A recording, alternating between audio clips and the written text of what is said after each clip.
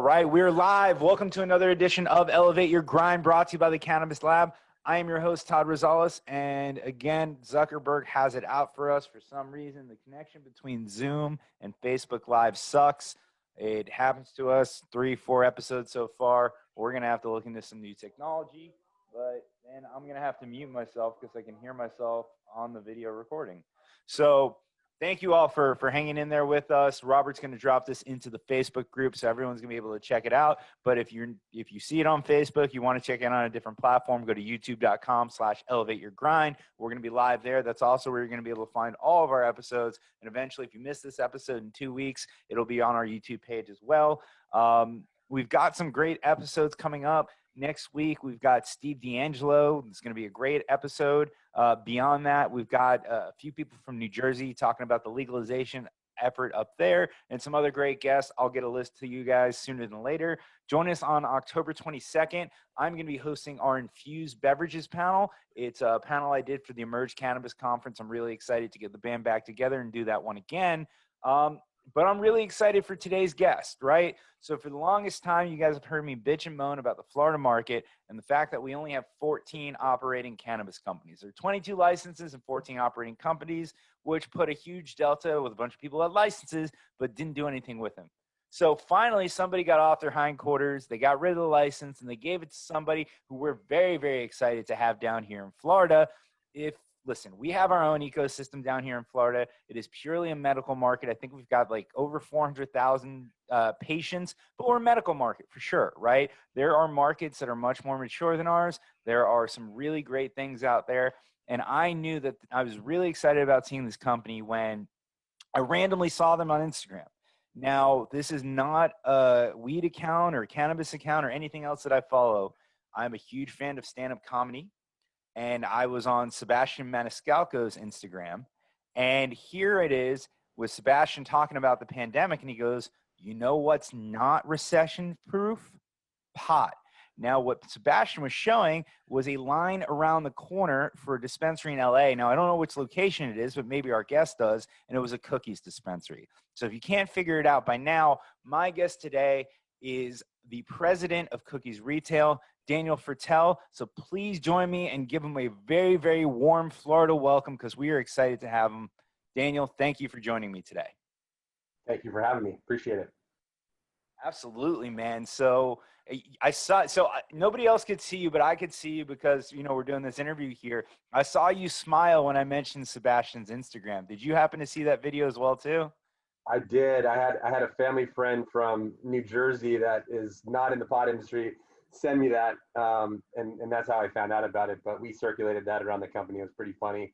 I think he was making a comment about another retailer going out of biz, but not the cannabis company. So that was our Melrose store in LA, kind of on the border of West Hollywood. Yeah, the numbers that store does are incredible. I just read the Forbes article with Berner, and he said that store can do up to $450,000 in a day. Yeah, I'm pretty confident it's the #1 dispensary in the world. I mean, I know it's a bold statement, but it's right up there with it.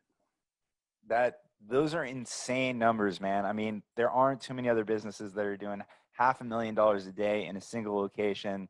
At least not the ones, outside of Beverly Hills. So congratulations to you on that. I want to talk a little bit about Cookies coming to Florida, but I really want to learn more about you, right? You are fronting this effort. You're the one who, you just told me, you're in a hotel room, you're on the road, you're working for Cookies here.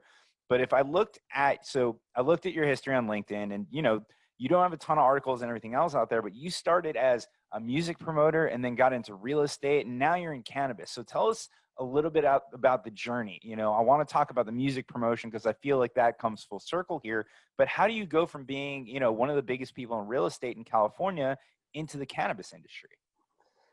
Yeah, I mean, I had a passion for music super early on. So when I was in college, I started a concert promotion company at University of Oregon. So I threw about 30 shows through college, and then the first year after college.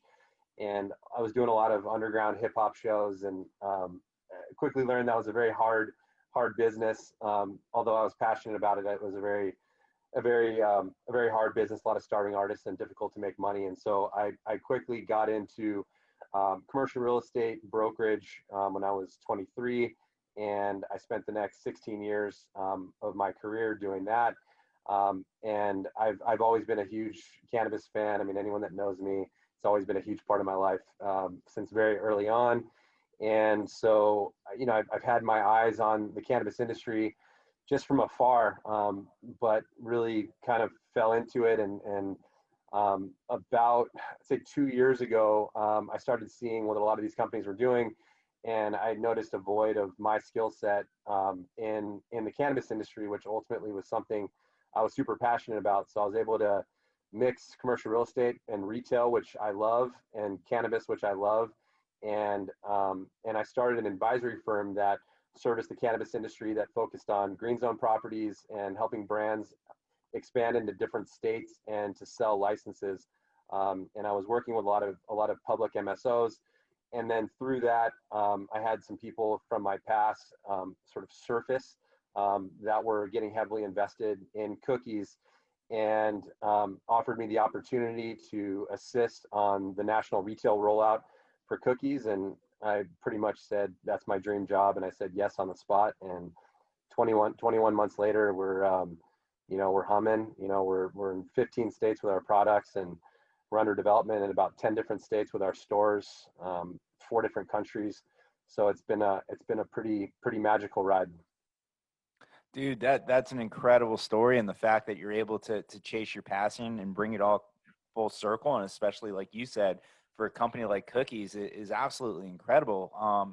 Down here in Florida, some people may not be familiar with Cookies, but there are growers down here that have sought your genetics. They're legendary, right? It's some of the most famous strains that we see, and they're not the OG strains. A lot of them you guys kind of came up with yourself, right? I was going to say was when we first had the Cannabis 1.0, right, there was a lot of multi-state operators that came out. They spent a lot of money and they were going for market share, and some of them are not making it. I always thought that there was going to be the second crop of operators that were going to stay in their lane, focus on what they do well in the markets in which they do it well. Clearly looking at, the stores that you guys have, your flagship stores, Berner said can do between 100 and 200,000 a day. Melrose does 450,000 a day. I mean, clearly you guys did something right in those markets and then decided to expand outward. That was the actual business model of the MSOs of the future, right? And not only are you guys a multi-state operator now, but I don't want to tell people where you are right now, but you guys are also going international now as well. And wherever you are now, and you're also opening up a retail location in Spain or multiple, if I remember correctly. Yeah, so we opened up a lifestyle store because Cookies is a clothing brand as well. It's a separate entity, not made out of hemp. It's a streetwear brand that's resonated really strongly. So we're in about 850 different retailers across the globe, mostly in the U.S., and we've got 5 branded retail lifestyle stores, the last of which we opened in Barcelona during the COVID pandemic. And then a few months after, about almost 2 months ago now, we got behind a on-site consumption lounge, a private establishment in Barcelona. And so that's branded Cookies. And so we're the first American brand to do that in Spain, which has a pretty thriving cannabis scene. It's almost kind of taken the reins from Amsterdam as like the mecca for cannabis in Europe. And they've got, I think, about 300 social clubs, private social on-site consumption lounges in Barcelona. So we were super excited. It was a big brand move for us, and something that our founders are super passionate about, going to Spanibus year after year, and feel super fortunate to be able to bring the brand over there. Dude, the expansion plans are crazy because not only are you guys opening in state after state, but you're going after some of the biggest markets as well too. Before Florida, there was a recent announcement of the partnership with GTI for a Cookies dedicated dispensary right in the heart of Las Vegas. I mean, you guys have to be really excited. I'm excited about that. I'm not even part of the company. I'm just excited for it to be there when I go. So I can only imagine having a brand like that, with the reputation behind it, partnering with GTI, who is a great company as well, right in the heart of Las Vegas. That's got to be really exciting. Yeah, we're very excited about the Vegas market. We've got a really special store design that we're bringing there that we're super excited about, and obviously have great partners in Essence and GTI there. And I think it says a lot about our brand that they would dedicate a store to us. So we're super appreciative and fortunate for that. And yeah, we've got a bit of a different model. I mean, I think you touched on a pretty interesting point of Cannabis 1.0 and Cannabis 2.0. We talk about that quite a bit. A lot of companies built these massive cannabis companies and really didn't have brands. And so our people that were behind us saw that over the last however many years and decided to do it a little bit in reverse and to take a very authentic brand and then build an MSO out of that brand. And so that's what we did. We took, and Cookies wasn't an overnight success story. I mean, this has been building for a decade plus, with building the strains and literally teenagers in garages growing these things, coming up with Girl Scout cookies, coming up with a lot of these strains that sort of became famous around the globe, and really elevating that into a wholesale product brand in California and a clothing lifestyle brand. And obviously everything that Burner does in the music industry, it all kind of fits together, and we were able to get a lot of authentic organic marketing from people that just like our products. It's even just fun to say, and we've got good products, and we've got a lot of very influential fan base and customers that promote our products, and it's really cool to see. I can only imagine how cool it is to be a part of that, man. Like I think it's a dream that a lot of people focus on. And I remember, I want to say 3 or 4 years ago, I was in San Francisco, and a friend of mine is like, "Oh, you got to go out to this dispensary because they've got cookie strains." Like, and I remember wanting to go, and not a lot of people that I knew were aware of cookies at that point, right? And of course, I'm an East Coast guy, so not in LA, don't really know the scene there. But then all of a sudden, I fast forward, and even down here in Florida, when you guys made the announcement, the state was in a frenzy, right? So to go from 3 or 4 years ago, from my guy out in California who knew the market, telling me where to go to pick it up, to now random people in Florida when we only have 400,000 plus registered patients, it's an incredible journey. But I want to talk about now the focus on Florida, right? Florida is a huge market. You only have 14, 15, 16 competitors at this point, but you are a very big name and brand recognition. However, traditionally, the outside world views you as a recreational product. Now, we don't need to get into the details of Florida. Let's be honest. It's more of a medical rec market. But what is the assumptive, the strategy that you guys are going to have coming into a state like Florida that is completely vertically integrated and is a medical market? Well, we plan on coming down there. We've got a number of brands underneath our umbrella, and some of these brands are the strongest brands, or some of the strongest brands in California. And so we've got about 10 different brands that we're bringing down that are in our house of brands. And we've got a few extra special little secrets that I can't reveal that we'll also be bringing down to Florida with us. So we plan on really stacking our shelves with, the experience that you get in California, and why people come from all over the world and shop at our stores. And you see the lines in Melrose, and you get that hysteria. And so we want to bring that to Florida. It's really no different. Medical patients that, want high quality product to solve certain ailments or help with certain ailments, or the recreational customer that just wants high quality product. They're both just looking for high quality, clean product. And, they've got different goals, but you're still bringing the same thing, and they still have the same needs and wants. And, we have a kind of a fun spin, and we like to have fun with it. But at the end of the day, it's people want quality product, no matter if it's cannabis or clothing or food.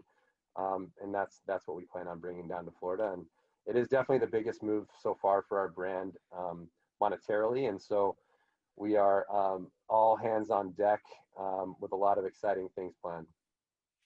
That's very cool, man. And, listen, I know from the outside world, and I've seen the articles and everything else, there's a lot of focus on South Beach, on Collins Avenue, that you guys are looking for those locations. If I can be selfish for a second, don't sleep on Palm Beach County, man. This is up where I live. We want to see some cookies up here. I am very excited for you to come down, or to come into this market. I don't want to have to drive to South Beach to go see it. So just, if I can be selfish for a second, let's look at Palm Beach County for a location. Absolutely. I think that got a lot of, I think Burner was quoted in his article, so a lot of people are thinking we're hyper focused on Miami, and which we are. You know, Miami Beach is a dream, but we're planning to sprinkle these stores all across Florida, and we've got a pretty aggressive expansion plan that we've really been planning this for the last year. It was very difficult to put this deal together. You know, you had all kinds of crazy Supreme Court cases in Florida, you know, and we slice and dice this so many different ways. And then COVID hit, and it was just a lot of things happening. And so it took a lot to bring this together with a lot of hard work from a lot of individuals. And so we, we're excited, and we will be sprinkling these things strategically across the state. So have no worry. Absolutely, man. Well, I'll be hitting you up on the background like, hey, can I get an invite to the grand opening? But Absolutely.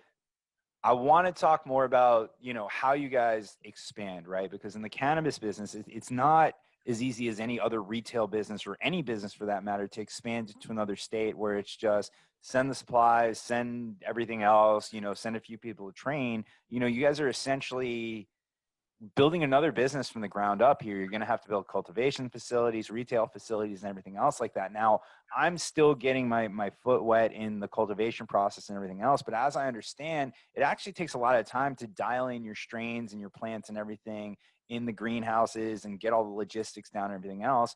What kind of processes do you guys have in place? I'm sure because you've expanded from state to state to state. When you are expanding into a new market, to keep the consistencies and the reputation that you have at those California locations, to make sure, like, if I go to Cookies in Vegas or Florida or California, I know it's not going to be the exact same experience, but a similar experience that's kind of homogenous across the whole company.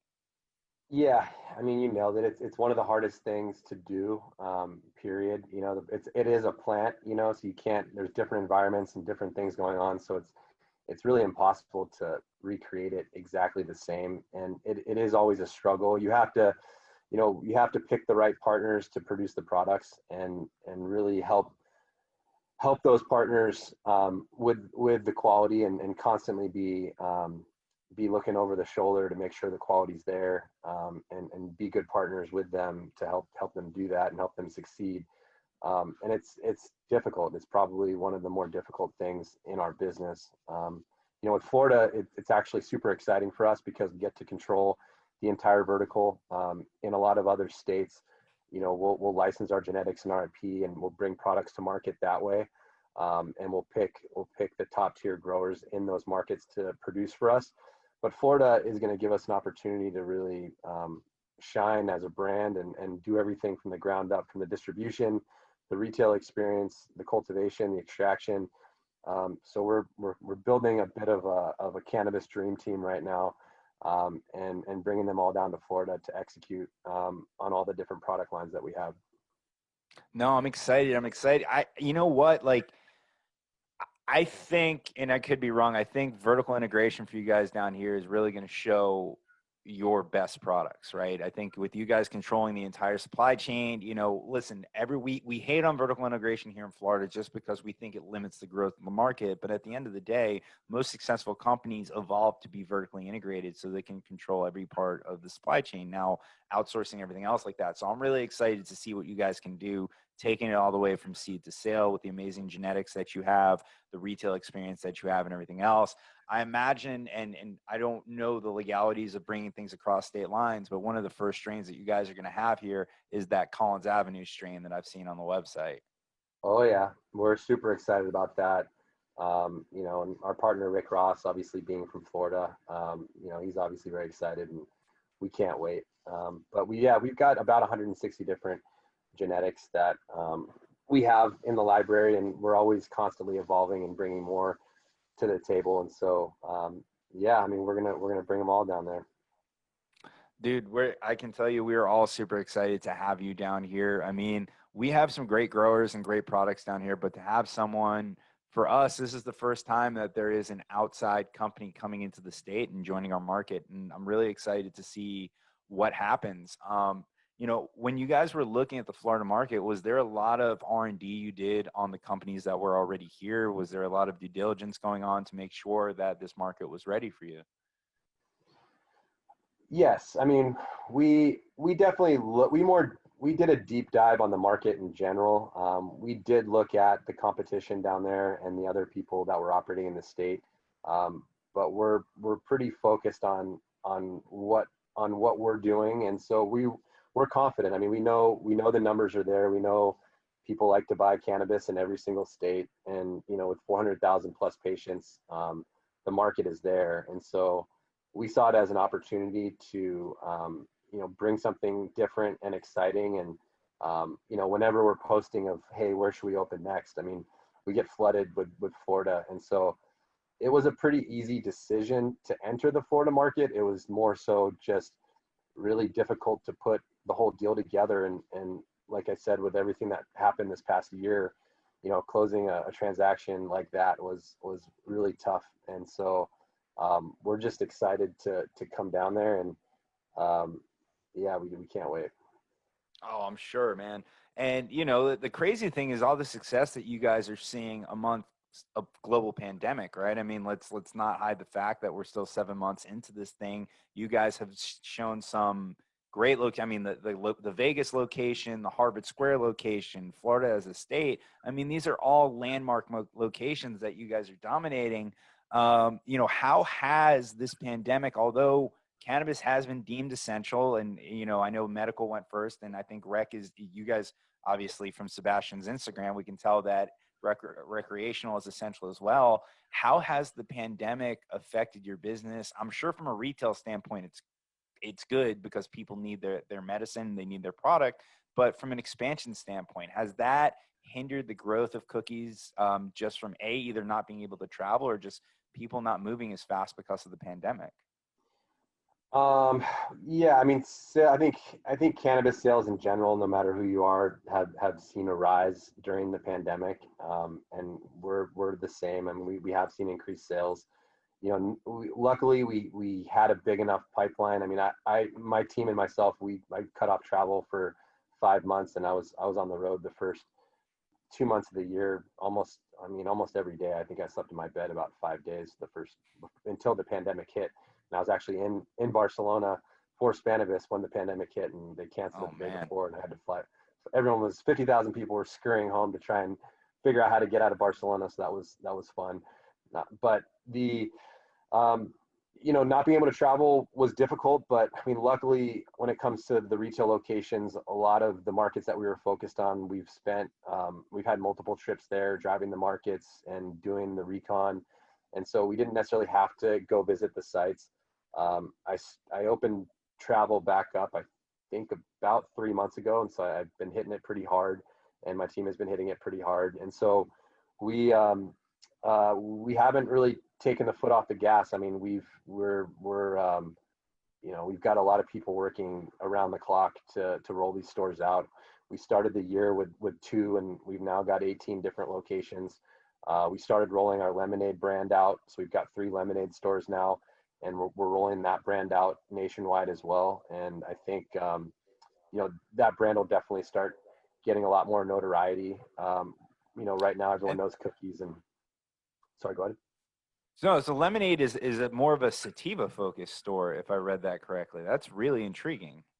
Yeah, so Lemonade is a wholesale brand, a product brand that we've had in California for a while, and Washington as well. Washington's had Lemonade for a long time as well, and it is our sativa based strains. And so we created a retail concept from those strains, the same way that Cookies was created out of the cookie strains, and had a retail concept created around different strains. And we've done that with Lemonade.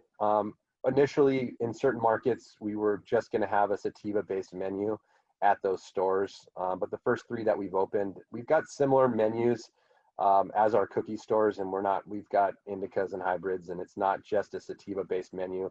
It's a little bit, it looks way different. It's got a lot of yellows and oranges and blacks, and just different colors, different feel. But it's got some crossover. In certain markets we'll have different types of menus at that store. But it's another way for us to bring something fun and exciting, and in a market where we don't want to oversaturate the Cookies brand, we're able to bring Lemonade too, and kind of get more coverage in a given market without watering down our brand. Very cool, man. Well, I've asked you, from the Florida standpoint, a couple questions just about joining our market, and it's a big market, but a small community here. What's the most exciting thing for you guys or the team in general for approaching this market and being a part of Florida? Because, like I said, we're excited to have you, and we want to hear from you. I'm sorry, what was the question? What are you guys most excited about joining the Florida market? I mean, I've asked you about. I'm one of the people coming in telling you about our market, but you guys are the one who made the decision. I want to hear So, from you. I mean, it's an easy one. I mean, it's the third largest state by population. Pre-COVID, you guys get 110 million tourists a year. You got the flash of Miami, and you've got other parts of the state that are vastly different. So it's very diverse. I do think, rec obviously didn't get approved this go around, but I think there's a decent chance that 2022 it does go through, and maybe it's 2024. But once rec does hit, Florida is probably gonna be the second or third biggest market. If Texas I ever agree. gets their act together, and behind California, and so it was a really easy decision. And the fact that you now can open up unlimited stores and cultivate unlimited products under one license, it's a lot less brain damage. It was a lot of brain damage getting it done, but after you get it done, it's kind of like all systems go, whatever you want to do under that one license. And so you're not having to go and apply and entitle and do different things. You've got the. That's not good.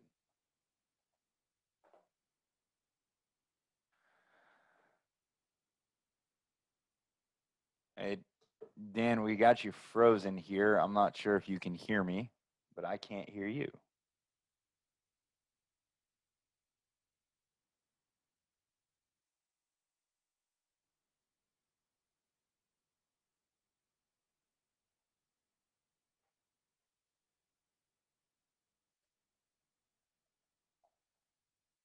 Hey, folks, we're having some more technical difficulties here. We're going to wait a second to get Daniel back. Sorry about that.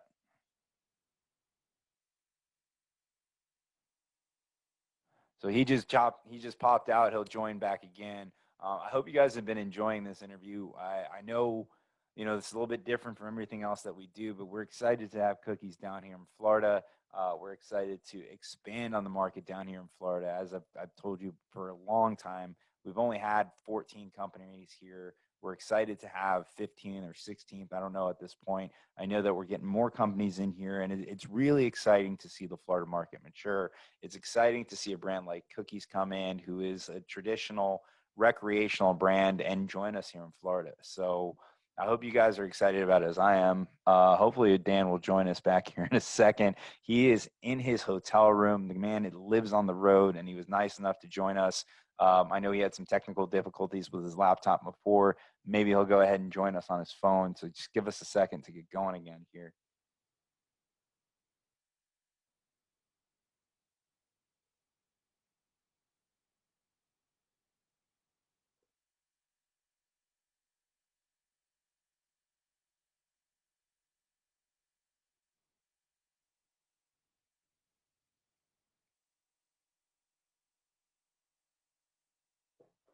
Oh, there he is.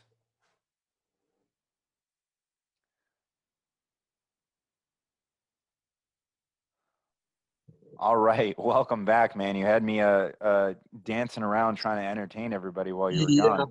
you're telling me I basically had a heart attack. Good old Puerto Rico, man. Staying at the only five-star hotel on the island, and apparently the Wi-Fi is not too good. No worries, man. Well, like I said, we're really excited to have you. I know that you guys are excited about Florida. I don't want to hold you up with those Wi-Fi issues anymore, but before we end up letting you go, what you guys are expanding like crazy. You're getting some landmark locations. You're going international. You're in 15 states at least in this country. What's the goal for this year and beyond? What are you most excited about for your Cookies journey in the future? Um, there's a lot of, it's just endless potential. It's such a branding in cannabis is such a new thing, and we're not even federally legal yet. Every state's not even legal yet. All these countries are opening up. So it's honestly overwhelming. It keeps me up at night just because there's so many new markets coming online and there's so much that you can do. And, it's all about just keeping hyper focused and staying in your lane and just doing your part, as a small piece of a big puzzle. And, and just going out there and doing everything you can to expand the brand the best way possible. And by the way, I'm good on the internet now because I'm not using Wi-Fi. I'm using my phone, so we're okay. No worries, man. No, dude, listen, like I said, we're excited to have you in Florida. And so is there an ETA on how long so you guys are able to open your doors? I know that's probably a very loaded question on my part. Yeah, we obviously being the market being vertical, we can't get wholesale products. So we've got to build out our cultivation. We've got to get our products to shelves, but we've got retail locations in the hopper. And so as soon as we have product that's ready to deliver to those stores, we will be good to go. And so, it's anyone's best guess. There's a lot of different variables, but I would say, on the shortest time frame, we're probably 9 months, and the longest time frame, we're probably, 15 months. All right. Well, I will sit here and wait patiently. Hopefully, I'll get out to the West Coast so I can sample some stuff before that happens, man. But we would love for you to check in with us as things progress, as you have the cultivation up, stores start opening. We'd love to have you back and just give us updates on what's going on. Yeah, and please let me know when you come out to California. We'd love to host you at one of our stores. Absolutely, man. Well, I really appreciate you doing the show. I know this has not been the best environment on my side or your side with the technical difficulties, Yeah, but that's another reason why we're going to have you back on. We got to do this again. Maybe next time you make it to Florida, we'll do it in person, and we'd love to have you to one of our Cannabis Lab events as well. I would love that. And we'll be spending a lot of time in Florida. We've got a number of team members that are moving down to the state, so we're becoming Floridians. Very well. We welcome you with open arms. We're excited to have you. And before we let you go, let's get all the promotions out there. Any of the social media, the websites, or anything else that you would like to promote. Yeah, I mean, we've got Cookies Enterprises on Instagram. We've got Cookies Retail on Instagram. All of our individual stores have their own Instagram, and of course, Burner 415 is Burner's Instagram, and so I think those channels, and you'll pretty much get a good flavor. CookiesCalifornia.com is our website, and we also have cookies.co. Awesome. Well, thank you so much for your time, and thank you everybody at home. This has been another episode of Elevate Your Grind. We'll have Daniel back, and we'll check in with him as things progress. We're all sitting here patiently waiting, and we'll see you all next week. Next week.